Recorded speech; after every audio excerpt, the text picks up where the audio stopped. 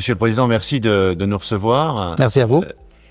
On constate, on assiste à une multiplication des structures publiques-privées, la création d'entités qui regroupent à la fois le public et le privé. Qu'est-ce que vous en pensez ?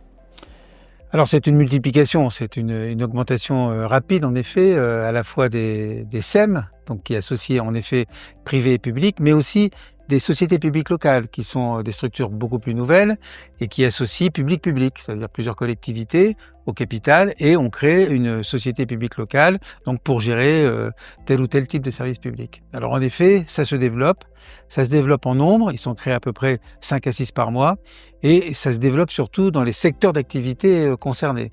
Maintenant, la petite enfance, le social, le tourisme, le développement économique, bien sûr, l'énergie, tous ces secteurs sont maintenant concernés par le développement de ces entreprises publiques locales. Entreprise publique locale, ça veut bien dire ce que ça veut dire. Entreprise publique, donc sous contrôle des élus, et locale, c'est-à-dire avec un champ d'action qui est généralement limité à un territoire communal ou intercommunal, voire départemental.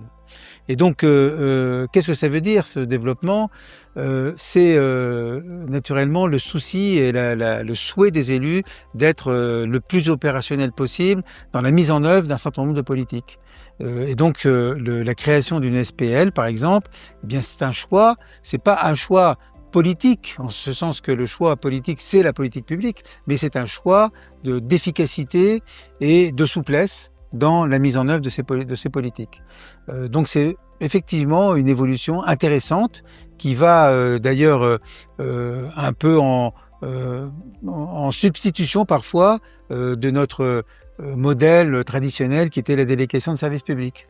Parce que là, eh bien, les élus restent donc à la gouvernance